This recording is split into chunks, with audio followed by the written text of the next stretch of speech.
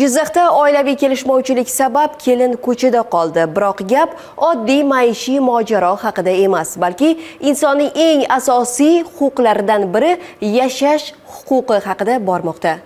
Yosh ona voyaga yetmagan farzandi bilan uyidan chiqarilgan, ammo sud qarori bilan ularning qonuniy yashash huquqi tiklandi deyilmoqda. Tafsilotlar muxbirimiz Tilof Boboyev lavhasida.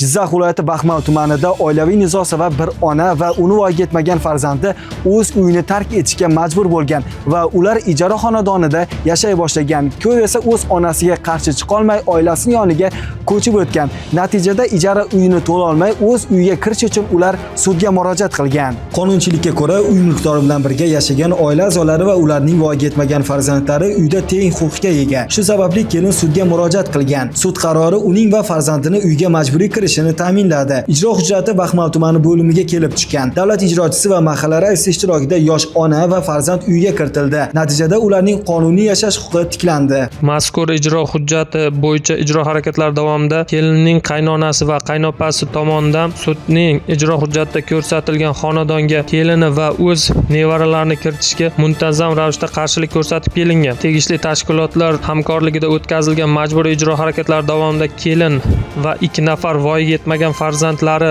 bilan birgalikda ushbu uyga kiritish ta'minlandi hamda qaynonasi va qaynopasiga qarshilik ko'rsatmasligi, aks holda ularga nisbatan qonuniy chora ko'rish haqida ogohlantirildi. Bugungi voqea yana bir bor shuni ko'rsatadiki, oila nizosi qanchalik kuchli bo'lmasin, qonun ustun. Bolani va onani qonuniy huquqdan mahrum qilish mumkin emas. Tilof Boboyev, Dilmurod Abdurahmonov, Jizzax viloyatidan.